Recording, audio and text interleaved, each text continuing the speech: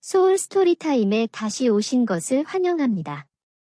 오늘은 정유정 작가의 더 굿선을 함께 들어보겠습니다. 이 강렬한 심리 스릴러는 마지막 순간까지 여러분을 긴장하게 만들 것입니다. 지금 시작합니다. 별표.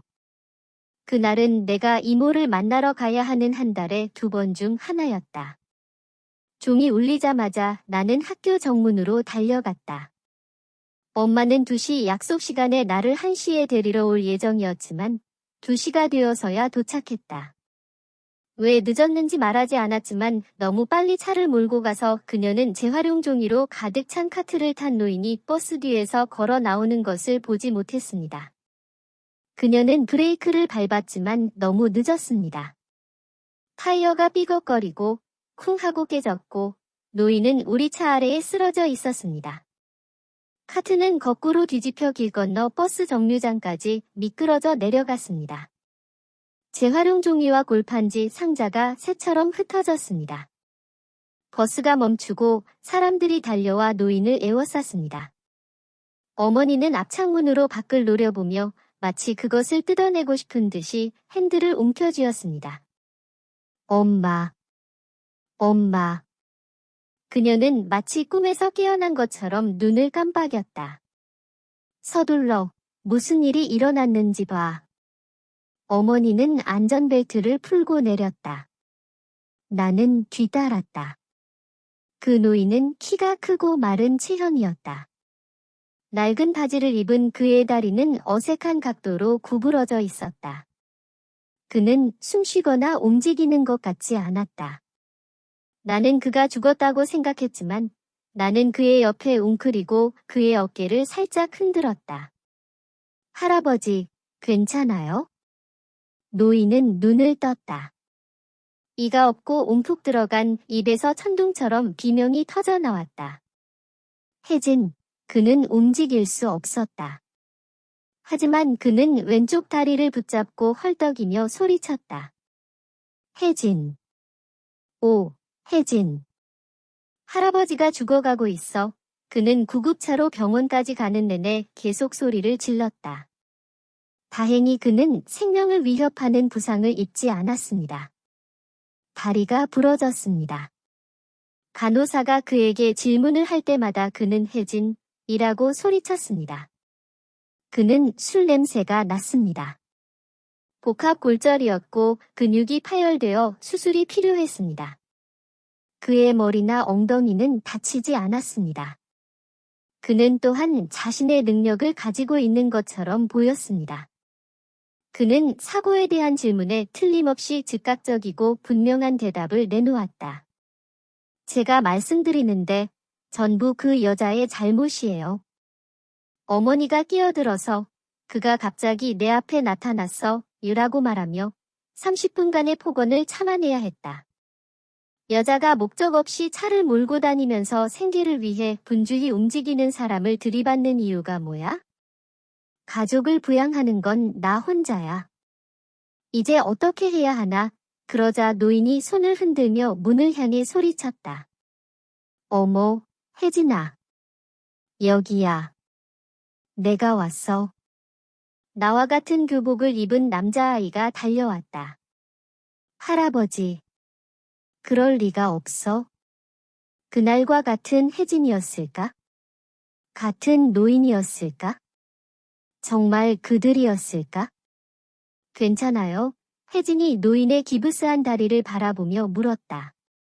그들에게 물어보세요. 노인이 말하며 길고 가느다란 손가락을 놔와 어머니 쪽으로 찔렀다.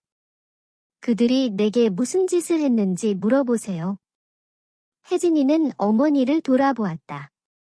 끊임없이 불안하게 머리를 옆으로 쓸어 넘기던 어머니가 얼어붙었다. 그녀의 입이 벌어졌다. 그녀는 말을 멈추었다. 나는 그녀가 무슨 말을 할 뻔했는지 알면서 그녀를 흥미롭게 지켜보았다. 평소에는 매우 차분했던 어머니는 분명히 흔들리고 완전히 당황한 듯했다. 그녀는 마치 노인이 거기에 있다는 사실, 내가 거기에 있다는 사실, 사람들이 오고 간다는 사실, 심지어 우리가 병원에 있다는 사실조차 잊은 듯했다. 나는 그녀가 어떤 기분인지 알았다. 중학교 첫날에 이 아이를 봤을 때 똑같은 감정을 느꼈기 때문이다. 그날 혜진은 학교의 스타가 되었습니다. 환영식이 시작되려고 할 때 강하고 높은 목소리가 울려 퍼졌습니다. 혜진. 야, 혜진. 나 왔어. 할아버지 왔어. 강당은 순식간에 조용해졌다. 수백 쌍의 눈이 자리에서 일어나 갈퀴 같은 손을 흔드는 노인과 비트처럼 빨갛게 변한 소년을 바라보았다. 여기. 바로 여기. 노인은 계속 소리치며 마침내 일어서 있었다. 그는 50년 전 결혼식 날 입었을 법한 정장을 입고 있었다. 그는 너무 마르기 때문에 팔이 아니라 깃털터리가 소매에서 튀어나온 것처럼 보였다. 소녀는 손을 흔들어 대답했지만 그의 손은 좌우로 움직이지 않았습니다. 위아래로 움직이며 알겠어요, 알겠어요, 앉아라는 신호를 보냈습니다. 나는 그의 바로 뒤에 앉아 있었다. 나는 그의 얼굴에서 눈을 떼지 못했다. 나는 거의 유민이라고 불렀다. 그것은 잠깐 닮은 것이 아니었다. 그는 내 동생과 똑같아 보였다. 똑같은 부드러운 갈색 눈, 똑같은 물결 모양 머리, 똑같은 스타 학생의 깔끔한 태도. 내 눈은 그의 이름 핀을 찾기 위해 아래로 미끄러졌다.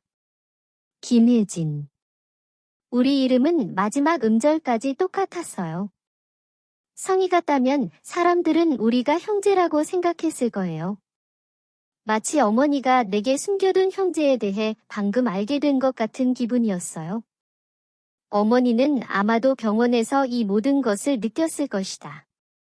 그녀는 자신이 알지 못했던 아들을 만났다고 생각했을 것이다. 혜진이세요? 그녀는 떨리는 목소리로 말했다.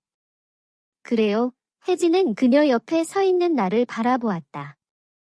우리는 오랫동안 서로를 응시했다. 서로 아는 사이야. 어머니가 어색한 침묵을 깨고 말했다. 같은 학교구나. 내 눈은 여전히 혜진에게 있었고 나는 대답하지 않았다. 혜진은 아무 말도 할 기회가 없었고 할아버지가 그를 부르자 그는 즉시 그에게로 돌아섰다. 그냥 서서 뭐해? 가서 간호사 불러. 너무 아파. 죽을 것 같아. 그날 나는 결국 이모네 병원에 가지 않았다. 그 노인은 오후 8시에 입원했고 어머니는 보험회사에서 보통 하는 서류 작업을 자원했다. 그녀는 좋은 방을 요청했고 수술 날짜를 앞당겨 달라고 로비했고 그 노인의 들것을 엑스레이실에서 검사실로 옮겨 병동으로 옮겼다. 그녀가 무슨 짓을 하는지는 뻔했다. 그녀는 혜진에게 작별 인사를 하고 싶지 않았다.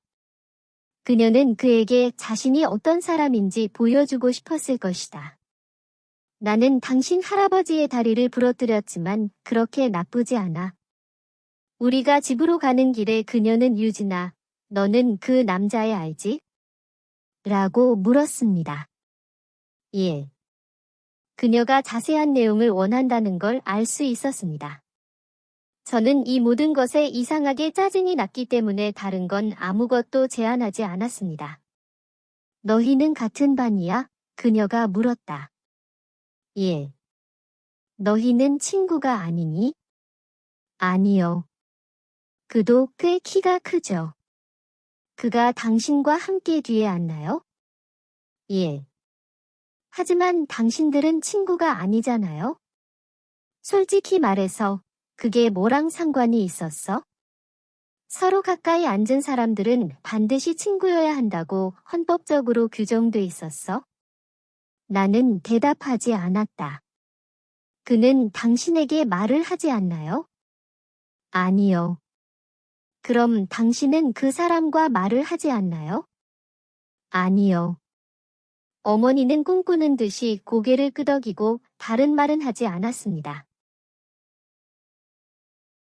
소울 스토리타임을 시청해주셔서 감사합니다. 오늘의 이야기가 마음에 드셨다면 좋아요와 구독을 눌러주세요. 매주 별표 월요일, 수요일, 목요일, 토요일 별표의 새로운 이야기로 찾아뵙겠습니다. 다음 이야기까지 행복한 시간 보내세요. 그럼 안녕.